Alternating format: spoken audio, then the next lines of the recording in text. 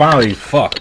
We are live, man. Infinite Ambition Podcast. Recognize your limitless worth, damn it. Episode 18. Back What's with a up? returning guest, man, Mr. Logan Daniel. You just did this, like, what'd you say it was, like, last week? Friday? Yeah, Friday or something. Friday, Saturday. Yeah, that shit was pretty recent. Yeah, so it made you so eager to come back. You got a lot of stuff on your mind to talk about, or not even, man. Well, I always got stuff to talk about. You know, right. I'm a talker for sure. But yeah. It was just cool, man. It was good talking to you. It felt comfortable, and it's something I want to get more into. I liked it. So yeah, I'm trying to make this grow. Just baby steps, one stepping this up a little bit at a time. You know, better equipment, better area, acoustics, you know, better uploading. Every little aspect of it is going to get better over time. Yeah. It's still fairly new. It's still like within its first year of me doing this. Yeah. So, but I feel like it's made a little bit of a step up since my first episode. Yeah, for sure. Yeah. Like, in not just the equipment and the technology getting better, but you as a person, you know, getting more comfortable talking to people, opening up, listening. Yeah. That'll get better too. The content will improve as well. Absolutely. With life experiences, things you go through and things you experience and things you get into, whether you want to talk about it or not, it influences what's on your mind every day. Yeah. Influences your subject matter and the people you bring around you. Yeah. I really believe that. Mm-hmm. Yeah, and like talking to someone else about it, like teaching someone something new, you're learning it twice. So yeah, absolutely. So that just improves your game as well. Hell yeah, man. So like, what are like your, I want to say future plans, because you're still like what, 19, 20? Yeah. Yes. So like, what are like immediate future plans? Like in the near future, what are you trying to hope to accomplish? Yeah, man. So I'm 19, and the future is mad uncertain right now, and I am totally comfortable with that. Like, I think it's the most beautiful thing that I have no idea what's in the near future. That's one thing you should stress about right now at this age. Yeah. It's too far ahead. Yeah, for sure. Just what's in front of you close. So what do you feel like is in your near future? What do you hope to happen soon? Well, you know, right now I'm really just focusing on my day-to-day decisions that'll build up to a better future. Yeah. So that's kind of what I'm focusing on right now, man. Day-to-day, enjoying my time while I'm still here, and I'm gonna be heading back home soon. So you know, just trying to soak up everything from Colorado that I've gained, and bring it back home with me and share it with my family and friends. By making the best out of every situation? Just seeing how I can grow from everything, man. From the bad, the good, right, the beautiful, the ugly, you know. Everything's a teacher. Hell yeah.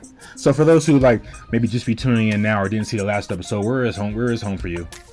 Houston, Texas, H-Town. H-Town, okay. Outside of it, you know, but I just say H-Town. It's easier. Right. Everyone knows that. Yeah, I've got a few homies that's either from there and a couple not living there now, but in the surrounding areas. Yeah. Yeah, I'm going to be visiting Austin in August this year for a couple days. Yeah. Okay. Yeah, my girlfriend's wedding. We're going down there for that, and then. Your what? My girlfriend, her friend's wedding. Oh, okay. Yeah, we're going to head there for that, and then I'm going to head home to Ohio for a few days, then back here. But it'll be my first time actually spending time in Texas. I've been through there a bunch of times, had a bunch of layovers there, but I never actually spent a day or two there, so I'm pretty excited for that. Yeah. I'm pretty excited too, man. It's funny, everyone here is like, oh my gosh, it's so hot out. I'm like, y'all are tripping. That's cool. Yeah, I love this. It's comfortable here. But I mean, in the winter, I was like, damn, this is cold. Like, I'm freezing right now. And people were like, just fine with it, comfortable. Yeah, well, people that love the winter here, I feel like some of them was born for it. Like that's their happy place, their comfort zone. It's like when it's like 3 below. I'm like, yeah, y'all, I'm good. Y'all can do that shit. Like I'm originally from Ohio, so I'm from the Midwest. So I experienced a little bit of all seasons. And the winters there, a lot shorter than the winters here, but they're hard, they're brutal. So I'm used to that. So I came here expecting it to be a lot worse as far as temperature wise. It was easy for me to handle. It wasn't that as cold as I thought it was going to be, because it's dry air, thin air. It's just the amount of snow, which was pissed me off at times. You know, I got used to it though, but I was like, damn, I can't. And it's so damn long, man. Like it's already about to be winter again in what, October? Don't even say that. Don't even say that yet. I don't even want to think about it yet. Yeah, man. You're still on that. I'm still ready for the summer. Yeah. Let me enjoy the summer, man. I'm trying to work on a part 2 to that song or something before I get about this bitch. Yeah, for real. That's a jam, man, for sure. Thank you, man. I had so much. I wish I knew you back then. I could have had you in the video with all the rest of us. Cause it was like just a big party in the park, you know. Had a barbecue set up. We had mimosas going. It was dope. Mm-hmm. So I mean, well, I know you're gonna be gone, but like if I can find the time or get the inspiration to come up with a sequel to that song and a video concept and get people together, I'll hopefully I want to do a video on the water. You know what I'm saying? Maybe at Blue Mesa or something. I don't know. Just something on some kind of watercraft. I've been telling a few people about it. A lot of my friends are on board with it. So if it comes together, it comes together. If not, then maybe it just wasn't meant to be. But the first one is in the history books though, so that's cool. Yeah. So are you working on a new album or anything, or just producing singles or anything? Right nah, none of that really. Because my last album, Millionaire Reflection, that I dropped a year and a half ago, that was my last solo studio album. Period. Yeah. Like I'm not doing any more of those. For certain. Yeah, because I'm focused more on producing digital media content and helping other artists who want to get some kind of exposure, helping them with like in this podcast. That's bigger focus now. My website, building my brand, all that. But since you did say that though, there has been a project that me and my homie back home, the Gemini, have been working on, like in theory since like '99, but we actually started finally putting it together this past couple years. That's hot, man. Because he's been involved in music as much as I am, if not more. Because he went to school for this shit, so he's like well versed. So me and him always had this dream of doing an EP or album, a group together. But since I've lived in Hawaii, he stayed in Ohio, then I moved out here. He's still been in Ohio. We never been able to get it together. So we've been doing it over the airwaves recently. EP, which eventually spawned into an album, which we don't have a release date yet, but it's almost finished. We've been putting it together. And our group's name is called the Double Nine, based off of 1999.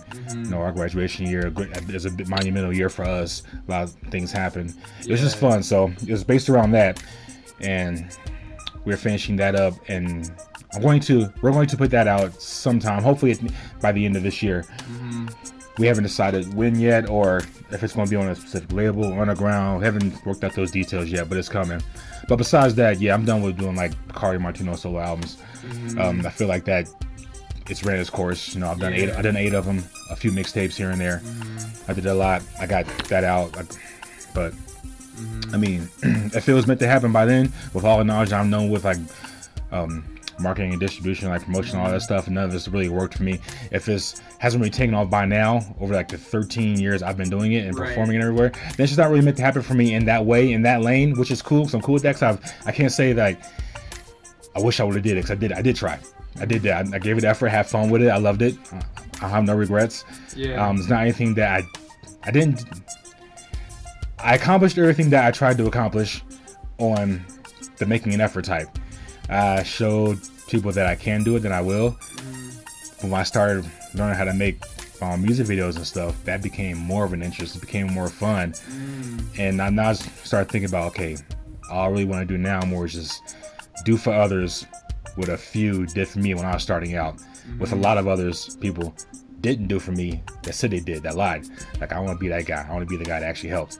And now I see it coming full circle, man. This shit feels so good. Like, I'm doing it for people that I seen guys do for me. I'm like, wow, I remember I was that dude that once. Now I'm the other guy. I'm like, this is the shit. So if I can just grow off of that and being behind the scenes, plus, I mean, more than money is there anyway than just being the rapper. Being the guy, people behind the rappers, where the real money is, and where the world growth and advancement is as far as career is concerned. And I've spoke about this many times on previous episodes, and a lot of on some songs on my previous 2 albums, those Extra Strategy, Story Never Ends, and this Moment of Reflection. I spoke about those a little bit, and each person I talk to, I'll talk about it more and more in detail while I'm making that transition. I feel like I'm going off on like a ramble tangent right now, but that's what this is for, man. That's pretty much why I decided to. I mean, plus I'm about to be 40 in a couple years. How do I look? A dude 40 years old still talking about, please listen to my album. I'm trying to come out, break out, be a rapper. No, it makes no sense. That's lame. That's corny. I can see if I was already reached those goals and became not exactly rich or famous, but successful in my early 20s, like I was supposed to, or early 30s, maybe it'll still be cool now. Right. But nah, if you're like 38 and you're still struggling to get known, it's hang it up, dog. Yeah. Yeah. Well, that's beautiful that you recognize that, man, and that you're not like beating yourself up. Like you gave it what you got, exactly. Man. You learned from it. Exactly. If you see me put out songs now, people, it's really me and now be doing now is purely just for fun. Yeah, like I did a song with you. I did a song with boy Eagleton, a couple other cats. I did the EP with my boy Tyler Mayhem. Like that was all, for me. That was just for fun. Me helping them get themselves out there, helping them get known, helping them get like the exposure they need, putting them on performances, and things of that nature. Me, I'm just doing it because I love rapping. I'm not trying to get rich off that shit. Yeah. I'm not trying to like become this big rap superstar anymore. No, that ship has sailed a long time ago. Yeah. And I'm just like in my spare time, if I ain't got much going on, do with me get on a song, do with me a feature, want me on a feature. Cool, I'll do a little verse for you, have some fun with it. You know, it's just dope. I love the vibe, the collective energy when you're in the studio with somebody putting together a new track, fresh ideas, you know, keeping up with new sound now, but not exactly trying to change and be current, still be yourself, and it's still cool because you don't sound outdated. I don't sound like the old guy still trying to be the new young rapper. You know what I'm saying? You're just in the cut having fun and stuff. Hell yeah. So would you ever like, you know, let's say something's on your mind, you put on a beat and just start freestyling or something, just to like get that, just like to express your creativity, you know? Every once in a while in my head, I do. Like, I've never really put myself out there being known for dope ass freestyles. Yeah. That's like maybe 20% of my skill level. Yeah. 8% is like every other 8% is written, telling stories, telling real life experiences. Right. Hoping I can relate to somebody. Yeah. With what I'm talking about, but. So like if I do like catch me freestyling, if it's usually by myself, to myself, or if I'm like freestyling on camera, half of that's like either freestyle lines mixed in with written lines, right? Mixed in with off the head. Yeah. I mean, and that's nothing new. I mean, if you you like asking a rapper, they'll tell you that most like on camera freestyles aren't 100% off the head. For most real. of them either like half written or semi written or even full written. Hey, but that Lil Dicky freestyle that you shared on your Facebook, you think that was real? Which one? I shared a couple of them. Was it the one you did on the radio station? Yeah, on Sway. It was like recent, man. You can tell a lot of that was off the head with what he was saying, the way he was saying it. Fire, man. I mean, whether he has written lines punched in there or not, you can't really tell him. It doesn't really matter because he's just dope.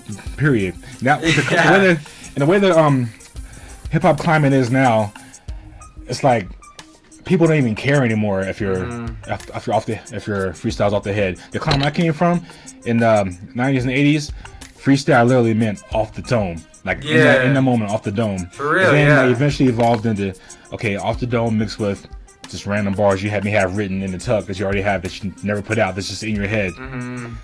That evolved to like whole verses that you have in your head that you didn't even put out that you just call it a freestyle. But you can interchange words and lines here and there to make it sound like you're saying it about the moment. And that's kind of a cheat code, but it's not bad. Anybody can do it. Right. The game's evolving, you know, it's changing. I mean, it's fair for all artists, even in battles. Battles first started out. The early days of battles, it was all off the dome, whatever. It was even on beat, and they had judges. And now that eventually evolved to what it is now, which I still love the battle culture. I follow a lot of battle leagues online, which is now in 2019, almost 2020. The way battles are now, it's like okay, people go for 2 or 3 minutes a piece. Battles going for like an hour. You get 5 or 6 rounds. Yeah, that's people have like pages worth of written rhymes. For that, because their opponent, they know who they're going to battle. They know who they're going to battle against, so they can write a whole hour worth of rhymes for just them. For real. Memorize it, study their opponent, go on stage and just slaughter them back and forth. And at the end of the day, and there's no beat, it's acapella. There's no judges who win loses. Yeah. And some people may feel a certain way about that. I used to, but now I'm like, hey, that's cool. I enjoy watching it. Yeah. I'm watching, I get amped up, like, oh, I want to write some shit right now. But I ain't got no project I'm working on. What am I writing this for? But you never know. I got a box this big full of all my notebooks I've kept since 99, 2000. Damn. Probably a good 300 or 400 something songs. Yeah. And most of those I've never seen a recording booth. Most of those never saw a light of day. They probably never will. Just things that I've written over years from that time, just practicing, just learning how to write structures, learn how to write sentences, schemes, metaphors, similes, things like that. Make your storytelling. And I've been able to use a few of those over time, and most of them I still got them. I have no idea what I'm going to do with them, but I don't want to throw them away because they're irreplaceable, you know what I mean? Yeah, for real, man. Yeah, man, that's like me and just filling up journals. Like, I'm writing out goals and, like, giving gratitude and just, like, writing out thoughts and feelings and stuff that happened during my day and stuff. Like, I'm starting to fill up hella journals, man. I've already filled up, like, 2. That's dope. Yeah. That's dope. Keep that shit, too. So that's, like, you express it through, like, writing songs and stuff, and I'm just, like, writing what's on my mind. So that's exactly what it is. So, I mean, maybe my way of expressing myself is through writing a book or something. Hey, you never know. Yeah. And that's the way to go, man. Nowadays, like, selling books, like, people are talking about their life or their experiences, or self-help books, or any kind of thing that's, like, informational. That can help people out. Yeah. Me personally, I'm a fan of autobiographies and self-help books. They tell me to learn a lot and grow. Audiobooks, like if you can do an audiobook, people are really into those now too. Yeah, for sure. Are you have you been reading recently? You know, any hard copy paperback books? Oh yeah. Let me fix this real quick. Yeah, so like the most recent thing that I've read was, where was it? Oh, it was called Millionaire Success Habits by Dean Graziosi. Yeah, and I've read his book front to back. Very intelligent businessman, very smart businessman. It's a good book about entrepreneurship. Just habits on how to change your life, what can help you get to that next level, recognizing what's been holding you back, what you've been doing that's been holding you back. It's about mental growth, professional growth, whatever it is you're trying to do.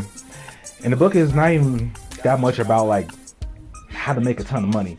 It's about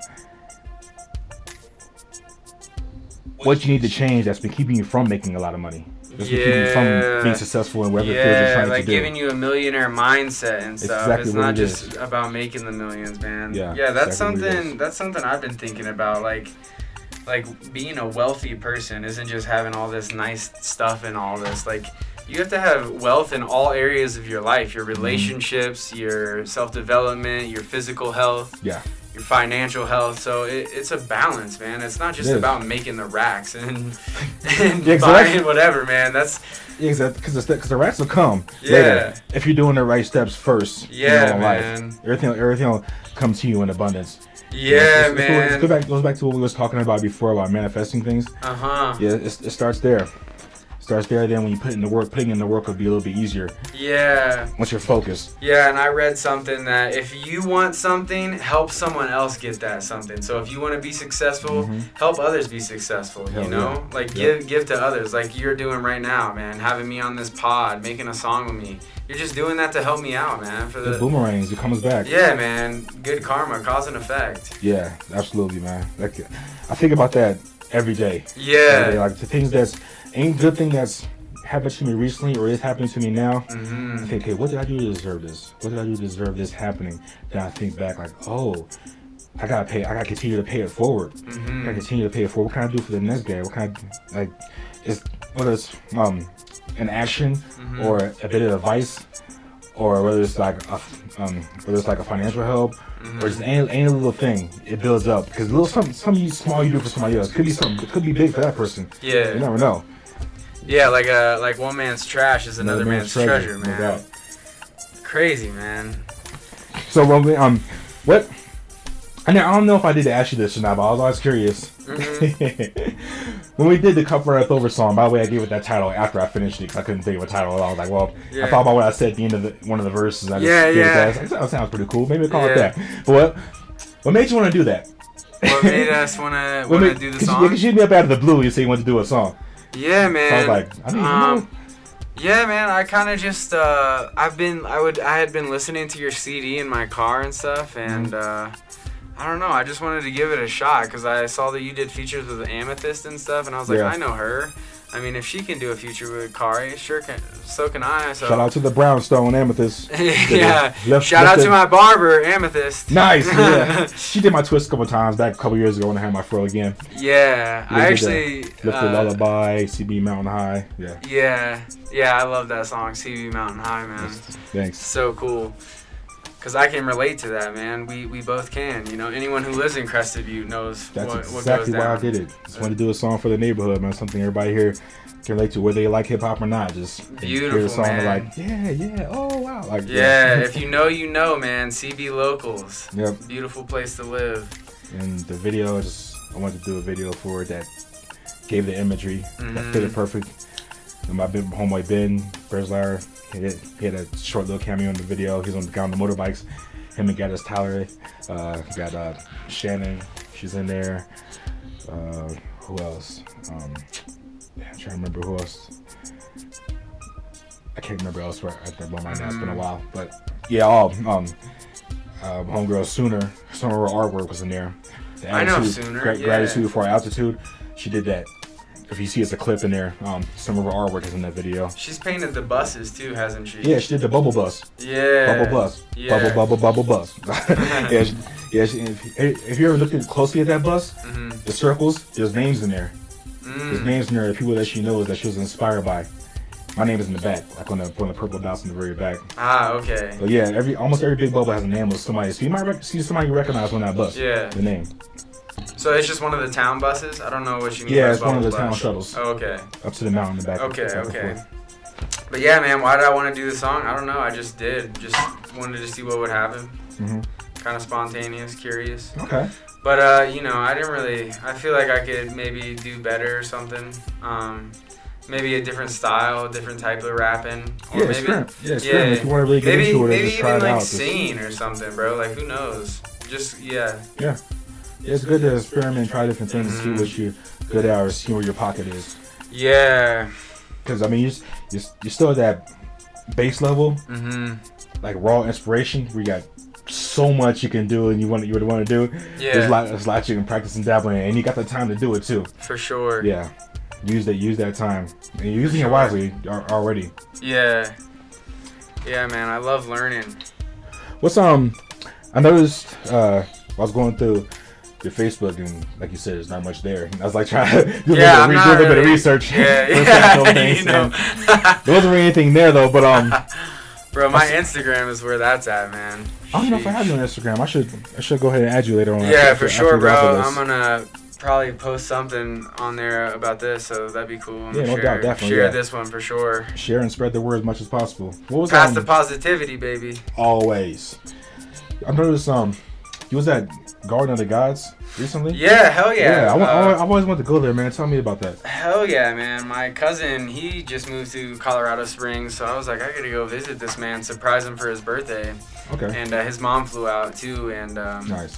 Yeah, my roommate was like, you gotta go to the Garden of the Gods, and I was like, I don't know what that is, but alright. Yeah. And it's just these beautiful, big rock formations, man. Wow. Completely free. You can literally just walk up and walk through it. Okay. Beautiful, man. You gotta check it out. Like make it a day trip, man. Just wake up tomorrow morning and go. Like, something like that, dude. Hell yeah. You gotta just go and walk through it. So can they just can you hike around through it? Can you camp there too, or is it just hiking? Nah, man. You can. It's crazy. You can rock climb. There's some of the rock formations you can rock climb, but it's basically like a museum, kind of like an outdoor natural museum that they have walkways through, and it's a really cool spot, man. It's really cool, man. That's what's up, man. See, I'm all about stuff like that, man. Anything nature involved is just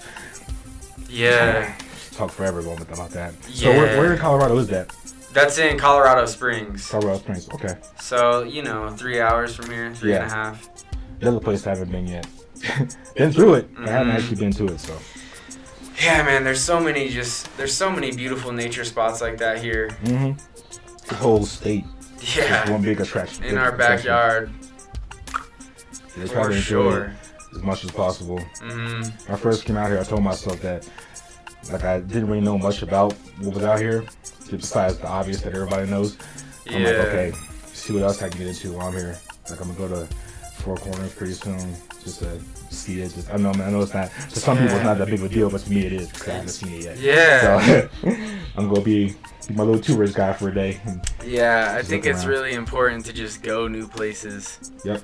To not be complacent and stay where you're at, you know? Keep moving. It's the whole point of traveling. Yeah. Like I always say, if I ever like end up hitting the lottery or some kind of crazy big rich overnight type shit, and like one of the first things I'll do after clearing out any kind of debt or anything, I'll just travel my ass off. I'll just see as many countries as I could and see as much of the world as I could. Yeah, dude. Yeah, I'm fascinated by traveling, man. Just traveling here. It's so amazing just to live in a different way. So I'm going to keep on doing that for sure. What would be a dream vacation? Right now? Let's say like if money wasn't a factor, if transportation hassle wasn't a factor, if you could just like snap your fingers and say, okay, I'm hopping on a jet or anything, where could you go? Yeah, I don't even know, man. Like I still am like not done here, bro. There's so much to do in Colorado itself. Like I still want to see so much here. But there's only one you and so much planet. Yeah, seriously. Where would I go right now? Probably Japan. Ooh, shit. Yeah, okay. What about you? My answer is different every time somebody asks me that. That's why I asked you, because I'm gonna ask you again. Yeah. Later on. Yeah. I'll see you down the line. I'm gonna ask you again. I'm gonna be like, yo, Khari, I'm in Japan. What's up, man? Yeah, man. My girl asked me the same thing too a few months ago because I asked her. It makes you think, bro. It makes really you think. My answer is always different. So I'm trying to say the same thing more than once because I've been to so many places. But hell yeah. I mean, I would love to go to Africa, see Africa. Yeah, and I know it's just a continent. Yeah, there's so much there, but that's because every place in Africa I want to go equally. I wouldn't want to go to. I can't rank them. What country in Africa I want to go to, or in what timing, like this one, the first, this one, second, this one, third. I just want to go to. It doesn't matter. Like I can spin a globe, boom, right there. That part in Africa I want to go. I want to go to Egypt, South Africa. I want to go to Cairo, different areas of Cairo. I want to go to Madagascar. I want to see. I want to see Kenya. It's just everywhere out there. I mean, everywhere I can go that's safe to go. Yeah, man, and I don't even like. Sure, I want to go to some real luxury, nice things too, but I also want to go to some rural, tribal stuff and like live with the tribe and stuff and see how different their life is, man, because they have no idea about any of all these material items and stuff. Exactly. Like they are piss poor and they are like the happiest. Happy as hell, right? Happy as hell, man. The simplest living, totally off the grid. Yeah. Just them isolated. And like they don't even have clean water and they're still happy, man. Like, you figure that out. Like how you're still healthy because they figured it out. They figured out how to live 100% off the land in a healthy way. Yeah, man. They're grateful, man. We're still tainted over here. Like we live off the land and we're still fucked up. Yeah, I mean we have all of this and take all of this for granted. So I would love to go somewhere where there's so much less. And just be immersed in that for a while and really just give gratitude for all that I have and all the blessings in my life. Yeah, man, it's highly respectable, man, very respectable. But if I was going to Japan, I would want to be able to speak Japanese, you know, and communicate with the locals. You want to learn Cantonese? What's that? Another form? That's just not. Oh, is that another language they speak? That's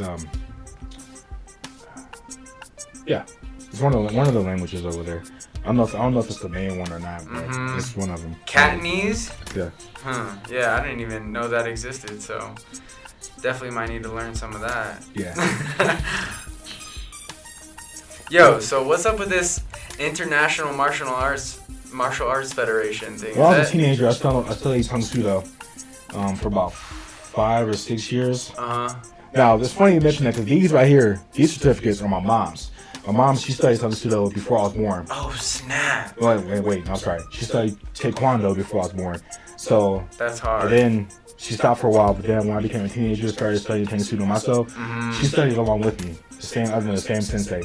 So one of my recent trips back home, I went to grab a bunch of my stuff that I left here, like my high school diploma, my martial arts certificates, and a few other cheesecakes from my adolescent and childhood years. Yeah. And by mistake, I grabbed these instead of Your mine. mom's? Yeah. Mine is still at home in Ohio somewhere. I gotta get them next time I go back. So every time somebody asks me about those, like, yeah, those are cool. Those are my mom's. Those aren't mine. Yeah. So if you look closely, you see her name, Kenya Damage, is on there. It doesn't say Khari Hatton. So I gotta get mine when I go back home. So what is that? Is that like a black belt or something, or Those is that something different? Those are 8th cup orange belt and 7th cup yellow belt. What 9th cup yellow belt. What'd you go up to? I went up to red belt first dan, which is that's like a step behind, a belt behind black work. Yeah, right? It's 1 degree lower than black belt. Hard, man. That's hard. And I stopped taking classes. I stopped studying because I got a job at the time. I started working full time. That wasn't really into it anymore. But yeah, and orange and yellow. I mean, she has more certificates, but those are the ones that I grabbed because I'm thinking those were mine. I wasn't really paying attention when I took the shit. And yeah, those are hers, Mr. Smith. Yeah. So do you still practice any of that, or do any like rolling with anyone here, or sparring? No, I haven't in years. Yeah. Last any kind of hand-to-hand combat training I've had was when I was in the military. Just the basics of the What branch again? Marines. Okay, the Marines. And you served for 3 years? Yeah. Can you tell me any stories about that you're comfortable with sharing? I can share any story because I got hundreds of them. Please, man. I was in the military. What type of story you want to hear? I got different categories of stories. Dude, like some like hardcore stuff, man. It's crazy the amount I experienced in those 3 years. Did you go to actual like boots on the ground, like war, like that? Okay. No, what was your job? I was a cook. I was a field cook from the radio battalion, and the closest. And I quote unquote closest because it wasn't even real combat, but the closest I ever got to any real shit was this is a deployment that I went on. It's called the Westpac, and it was aboard the USS Boxer with the Navy. They needed a bunch of Marines with them. So at that time it was like for in that unit, for every 50 Marines was like 1 cook. So they needed I think it was like about 200 or 300 Marines on that ship. So they already have 4 or 5 cooks already. They needed 1 more, and I volunteered because one of the main reasons for joining the military was I wanted to travel, I wanted to see the world, have the adventures in other places. Beautiful. So I'm like, it's a perfect opportunity for me to get out of Hawaii and go see other countries. Sign me up. I'm going. Please, I want to go. So they hooked me up, got on the ship. I was cooking on there. Some of the hardest work I've ever done, the most hours I've ever worked, but I loved it because I was partying my ass off at the time. Now, granted, thank you. At this time, I'm like 19, 20 years old. Yeah. So I'm wilding. I'm like all over the place. I'm crazy, right? I'm like super excited. I'm like, yes, I'm doing this. All the energy in the world. Yeah. So we over there, and what was I was leading up to something. Oh yeah, the zone. So all the places we went to: Jebel Ali, Bahrain, Djibouti. We went to Thailand, Guam, Singapore. Wow. So when we got to the Middle East, I can't remember if it was the Bahrain or the Jebel Ali port. But one of those ports we had to get off the ship, and was in a convoy. A lot of us Marines was in a bus with a convoy of other Humvees, other technical vehicles, going to some area. It's part of a peacekeeping mission where it was just like a little bit of security, just looking out for another unit, a Navy unit, an Army unit out there doing something. Yeah. So it was just like they're basically for security, looking out. And me and 2 other cooks was on the board. Because we're all trained in the basic stuff, except for our MOSs. So we was going to go out there to set up camp. And from what I was told from one of our COs, that there was some hostiles in the area, kind of watching this, but we had people watching our back too. And we had 2 stops. It was like a 13-hour bus trip.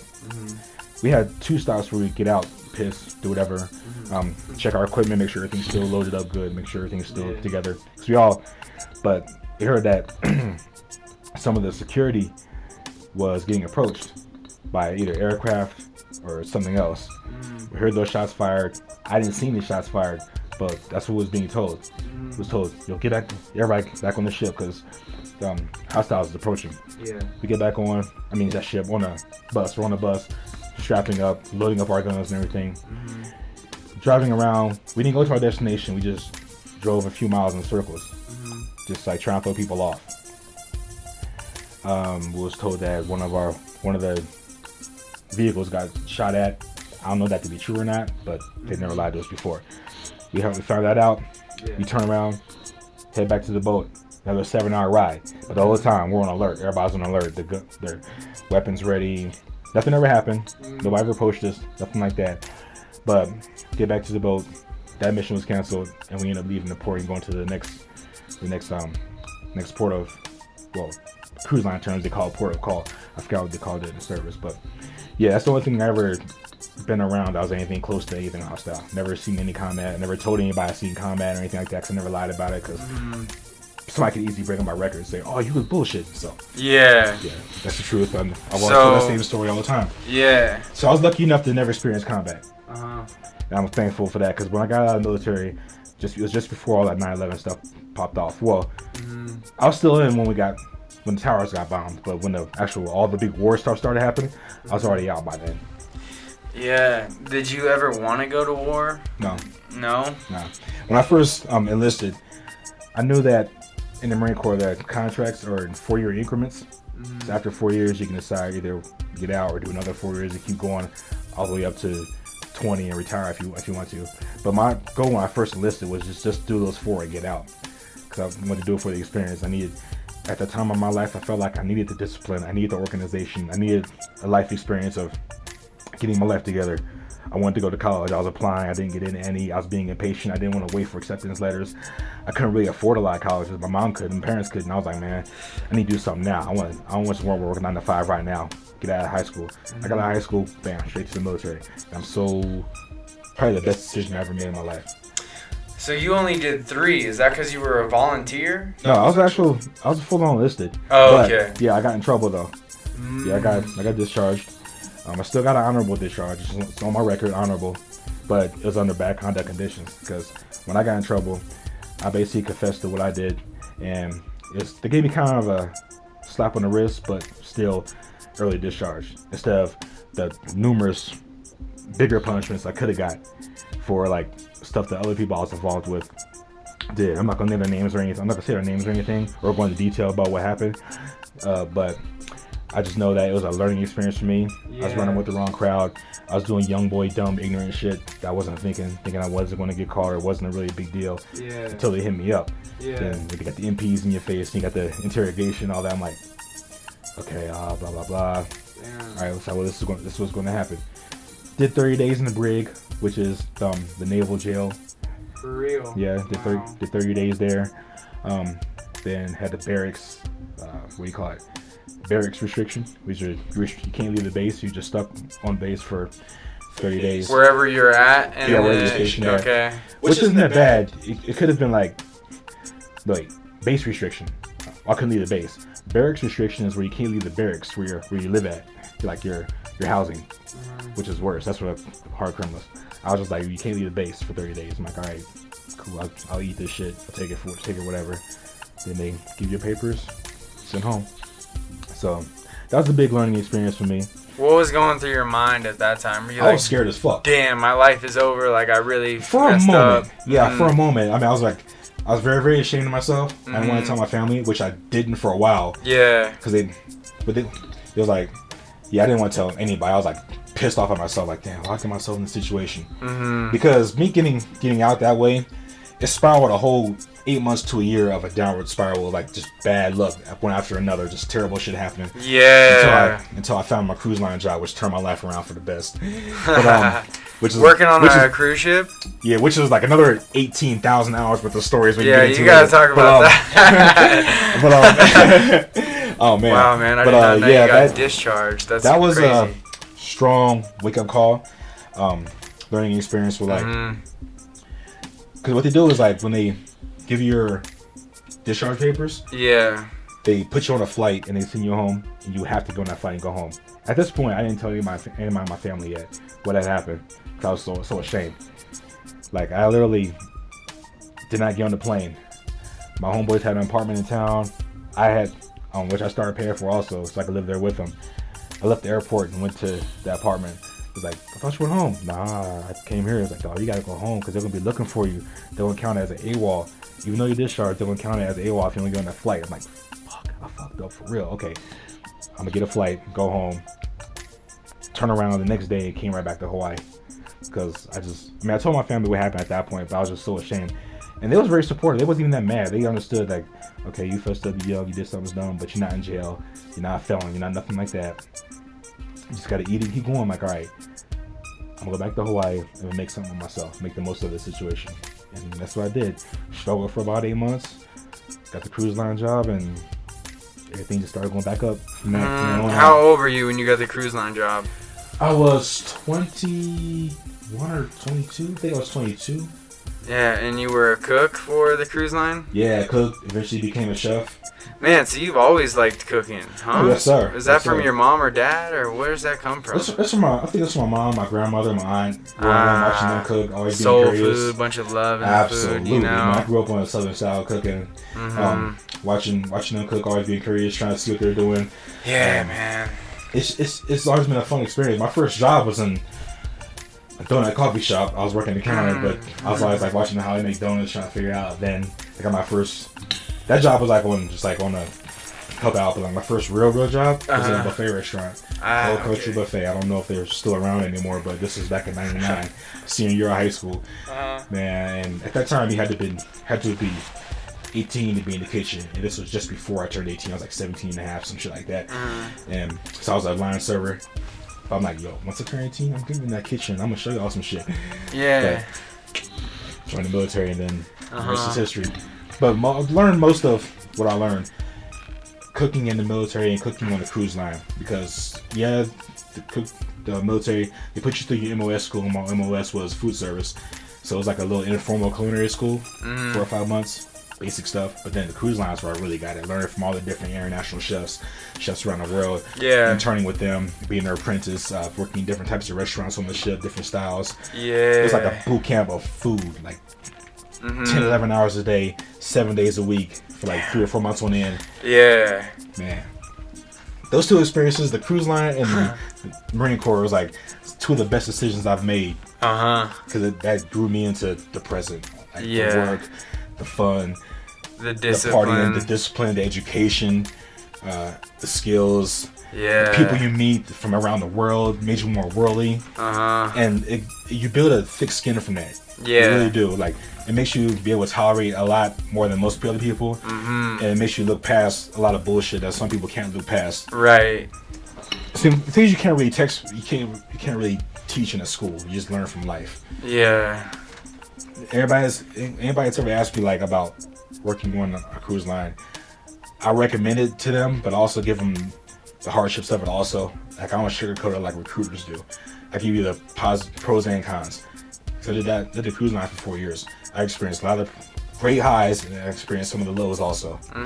So, I mean, any questions that anybody has, I'm willing to answer it in the most honest way possible. So I'm not gonna, I'll give you the real. What about going on a cruise for fun? I have not done that yet. I haven't either, man. That is so funny that you have not done that. I haven't. I've always looked back like, yo, one day, maybe I'm gonna be the one that's spoiled for a week or so. Yeah. Being the one doing all the work, But I mean, you kind of have. Like, did you kind of experience that? You know? Yeah, little pieces here and there. Like little sprinkles here and there of it that the company will let you. Yeah. It depends on what your position is, what your job is. Like, certain departments you intermingle with the guests a lot, and you experience a lot what they're experiencing, but you're still working. Most of all other departments you don't. Yeah. So, I mean, the crew we have our own little fun on the ground, whatever. But as far as like being a passenger, I have not yet. So that's something that me and my girl talked about a lot. That's to continue answering your question from last podcast. That's something that's on my bucket list. Going on a cruise. Okay. Yeah. I knew it was something that I left off. Yeah. Don't know where yet. Don't know what company yet. But eventually we're going to go on a cruise. I'm sure you could. Is the cruise line that you worked for, hit them up and be like, "Hey, I want a ticket." You know, that was a long time ago. Yeah, a long time ago. I was going to work that way. Yeah. Yeah, that's funny. I still got to see the Titanic, man. The movie? Yeah. Okay. Have you seen that? Yeah. It's good. Yeah, it was pretty good. I liked it. Yeah. It's I also saw the documentaries that James Cameron did after he made that movie, like how he talked about the cast and all the I forgot her name, the one survivor. I mean, she's passed away now, but the one survivor that told her story. He based the movie off of her. I can't remember her name for shit, but talked about how they actually built a whole full-scale mock ship for the movie. Mm-hmm. It wasn't like a full-on real ship, but it was close to it. Yeah. What they could make for the movie, and it's nuts what the work they put into it. Yeah, man. It's one of those movies where like they should never make a sequel. I'm glad they didn't. Mm-hmm. Some should just stay at one. Right. Yeah, because it would. I don't know. If they did make a sequel, I mean, they did make a documentary type sequel, like about like investigating the ruins, which was really good. I think it was on Netflix or Hulu, one of those streaming services. That was good, but you shouldn't do like another feature film type thing. I'm glad they left it as it is. That was good. It was monumental for all time, and it should be left untouched. If I was to make a movie right now, it would probably be like of a young kid like hustling in the street, like a entrepreneur type movie, and him like starting this big old business or something. But like throwing crazy stuff in there. Yeah, that's what came to mind. Would you think would it be like a biopic of you? I mean, I know it's kind of really to say a biopic is just slowly 19 now, but like, would it be like, how can I say this right? Like a fantasy biopic. Like think about what you're a kid like you would try to be doing now. Yeah. And then what you would hope to see of him grow into in the future. Yeah, for sure. What celebrity would play you in a biopic? What do you mean a biopic? Like a biography, like a movie about you. What celebrity would play me? That's what a biopic is. Like Straight Outta Compton was a biopic about NWA. Yeah. I'm still tripping about that movie, man. Fantastic. That's an example of a biopic. What celebrity would play me? Man, I gotta figure out some more celebrities. I don't even know that many, really, man. Yeah, it's supposed to be hard to find one like similar to your age that can play someone just like you. I mean, I'm kind of focusing on making myself. I don't know, man. We'll see. Maybe me, man. Yeah, there you go. Yeah. Get your acting chops in there. Yeah. Fuck yeah. Something I would want to get into and try out is improv. Okay. I feel like that would help a lot in the real world, man. You ever thought about like any stage experience, like stage stuff? Yeah, for sure. I wouldn't want to jump right into that. You know, I would want to go to an improv class and just like be doing it in front of a group of people first. You know, see how I feel. Right. See what works for you. Just trying new things, man. Getting out there. Dope, right? Just continuing to learn and get uncomfortable and do new things, man. Every day. You hear that? Yeah, it's rain. Oh, the mic's picking that up? Okay, I'm adjusting. Gain down a little bit. Mic's a little closer to the mic, so I turn the gain down a little bit so we can pick up the rain, but pick up your voice more. Okay. I was getting at something. Oh yeah, like doing new things is always a fun thing. Like when I started, that's one of the reasons why I started doing Move the View, because I mean, performed rapping on stage in front of multiple size crowds for many years. It's super easy, it's fun, and I've always been kind of a good dancer a little bit, you know, but that's always been in parties and clubs and stuff, never on stage in a structured type organized environment like that. So I was way out of my element, but being on stage is fun, it's comfortable. I said, I might as well try it, and ended up becoming way more fun than I even thought it was. Had a great dance partner, had a lot of friends who did choreography, so dancing in groups with them, it's just a blessed experience, man. To the point where like after the third year doing it, I said, you know what?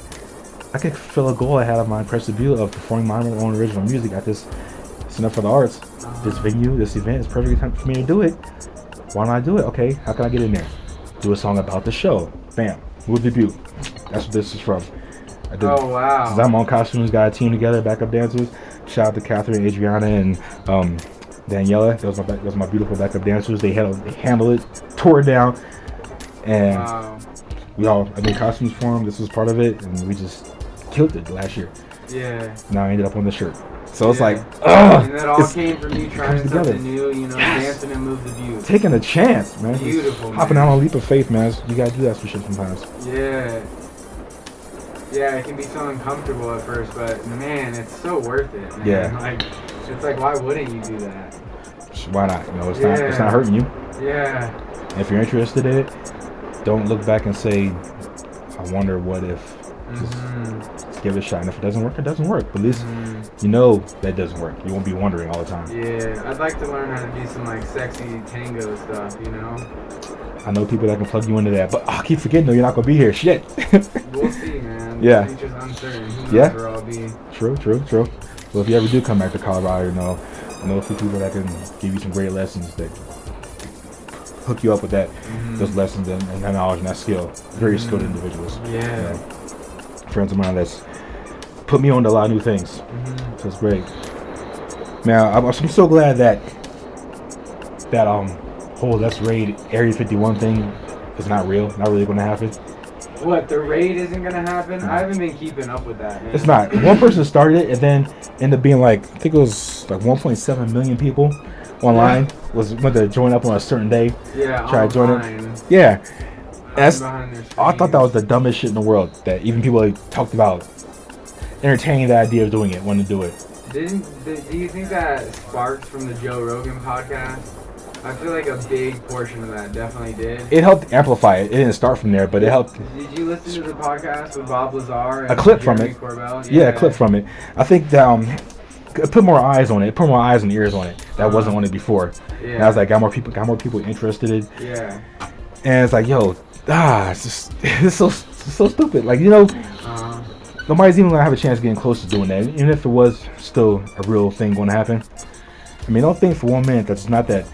There's not that guy right there with their finger on the button just waiting. I got this weapon. I've been waiting to use it. Just try something. Nah, okay. Yeah, I actually had a dream about Area 51 last night. Really? So, yeah. That's crazy you said that. I was thinking about that today. I ain't even been keeping up with any of that stuff. But yeah, it was like all these fighter jets surrounding Area 51, and that was it. Oh, they got some shit for you. But dude, do you think that underground, above clouds? Do you think that we'll all eventually know what's in there? Like they're just gonna say, all right, you know what, Like eventually, I think we'll all know everything. I don't think there will be privacy anymore. There's guys that's been worked there before, that former employees are there, that's come out over years in interviews and stuff, giving tidbits of what's there and reason what's in there. And eventually, enough information is going to come out to the point where they can only hold so much, and the general public will know a lot more than we know now. They're never going to know everything, so there's always going to be secrets. That's just how government is. There's always going to be secrets, but we're eventually going to know a shitload more than we know now, just from people coming out exposing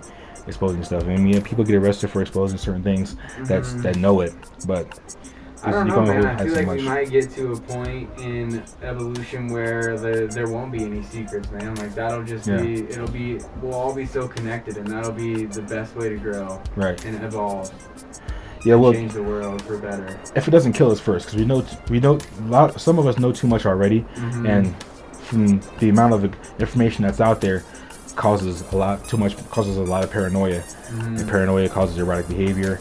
Erratic behavior leads to wars, genocide, and too much of that can be the destruction. I feel it can be the destruction of humanity. So sometimes some secrets are good kept, but also we're always on the hunger for knowledge. Yeah, because it does help us grow. So it's kind of a yin and yang effect, I feel. There's a lot of good in it, a lot of bad in it. It has to be an equal balance, and that balance is something that's going to be obtained overnight. Yeah, I feel like there's a difference right now between information and knowledge. Like anyone has information, but like to soak up some knowledge. Like, oh, you gotta say that again. That was a bar. Say it again. I feel like in this day and age, there's a difference between information and knowledge. Difference between information and knowledge. Speak on that. I mean, because like for example, man, if you're reading books, you're soaking up someone else's like information that they're giving you, and you're turning that into your own personal knowledge, your own personal power that you can then act on. That's why I love books, man. Yeah. You can absorb so much, man. You're at such a much higher mental advantage, man. Mind over matter, dude. I'm all about mental strength. Yeah. That is how you get somewhere, man. Yeah. That's how you get that wealthy mindset, man. This is very true. In that state of abundance. You soak up all of that knowledge. Yeah, because you can never stop learning. Yeah, it's been proven impossible that you never stop learning. If your brain shuts down, your body shuts down, you're a vegetable and you're dead. Yeah. So you're always constantly learning stuff. Whether it's the average of 50,000 thoughts a day, you're still absorbing something, whether subconsciously or you're thinking about it. It's always like coming and going, gaining information, losing information nonstop. It's like your brain can't get full. Just saying that just sounds so dumb. Sounds stupid. That's a beautiful thing, man. Yeah, it really is. And I was gonna speak on something else, man. I kind of just lost me though. But you're just talking about mental growth and. Yeah, no, something came to mind when you were talking about 50,000 thoughts a day. I don't know. Yeah. Air horn. Random shit. Okay. Man, so this has definitely been a very, very insightful, informative episode. How long have you been running this for? Oh, damn. I forgot. It's an example of losing information. When was the first one? I don't remember when the first one. Oh yeah, bro. I was gonna talk to you about blue zones. Have you heard of that? Nah, what's that? These people that are living in these particular areas of the world that are living past 100. And they're not just like living past 100, like they're thriving, bro. Wow. They're still moving around, driving cars, reading books, like making food. Like they're not they're not like vegetables, bro. Yeah. They're not having someone. They're still functional in society. Yeah. So I really want to go to a blue zone, man, and interact and connect with these people, man. Are these blue zones like geographical? Yeah, exactly. There's a couple in America, I think. There may be only like one in America, but they're all over the country, man. I don't know exact spots, but I'm fascinated by that, man. See, I always see like every now and then I see a post on Facebook of like this person is 100-something years old and they're doing this. I'm like wondering like how do they find these people? Maybe that's how they found these people. Alright, I gotta ask you something. How long do you want to live? Damn, well, I don't want to live forever. That's for damn sure. Me neither. I never want to set. I never actually thought about a number. I do know I want to live. I do know I want to live past 70. Damn, definitely, son. Because I want to experience certain things in time. I want to experience grandchildren. You know, I want to experience grandchildren becoming adults. Beautiful. And I think after that, I feel like my life will be 100% complete. Yeah. I feel like I would have done everything I wanted to do. I mean, right at this age now, I feel like I've done almost everything I wanted to do. There's still some things I haven't done yet, and those things are not small. Those things are major things. So, yeah, but I don't want to live to a point where like I get to the age where I am a vegetable. Yeah. I still want to get to the point where I'm like old to being able to have seen grandchildren, have seen them become adults, and still be physically functional in society, and not be losing it mentally. Once I feel like I'm losing it mentally, and then I physically can't do nothing, that's when I know that life has ran its course, and I've seen everything, done everything. My kids are good, my grandkids are good, wife is all good, and all that. I would say like everything's complete. I wouldn't want anybody in my family in the younger generation to either see me struggling to stay alive or having to put aside their life just to take care of me, and I'm barely hanging on. I wouldn't want that for anybody. So if it comes to that point, that's when I know. So wherever that age is, if it's hopefully it's past 70. I know life expectancy for men, black males, early 70s, late 60s, whatever. So anything past that is just gravy. Everything past that is icing on the cake. Yeah, man. Nothing too far past that. Yeah, I want to live to 120. Shit. Thriving. Okay, well, as long as you're thriving. Yeah. As long as you're thriving, that's good. Yeah, for sure. I feel like we're in a fascinating 100 would be great for me. If I'm 100 and still making it, cool. I'm great. Dude, I think we're gonna start seeing some fascinating stuff in the decades to come. Decades is 10, right? Yeah. Okay, yeah, in the decades to come, with technology, stuff they're doing with in the medical field, man. Right. They're doing some crazy stuff right now. And, I think so too. Artificial intelligence, like I think of the power, skills, technology, and knowledge and money goes and continues to stay into the hands of the people with the right mindsets who mean well and make smart decisions. We'll be in a good place. Yeah. But if it goes into the corrupt demographic, then that's when we're doomed. So I just pray and manifest that it goes the right way. Yeah, and there's yin and yang, polarity. There's always dark and light. You can't have one without the other. But I like to believe that it's all gonna be good. It's like all gonna happen as it should. Yeah.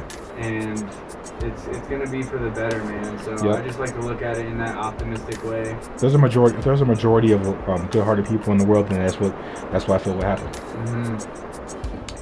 Damn. Well, with that being said, man, it's been almost an hour and a half in. We killing it, man. It's another great informative episode. Yeah. Appreciate you having in. And hopefully we can begin somewhere in the future, somewhere down the line, do some more episodes.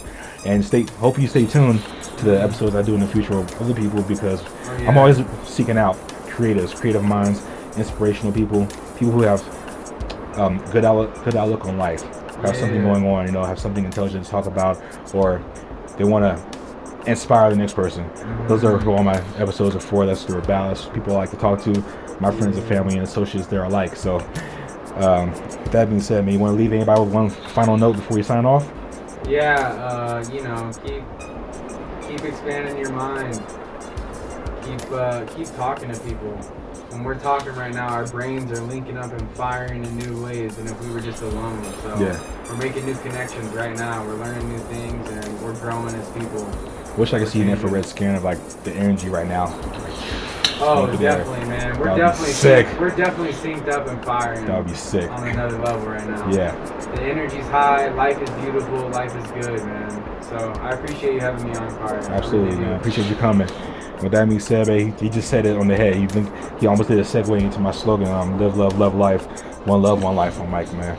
Infinite Ambition, man. Recognize your limitless worth. This has been episode 18 of the Infinite Ambition podcast. Follow me on Instagram, Snapchat, YouTube, Facebook.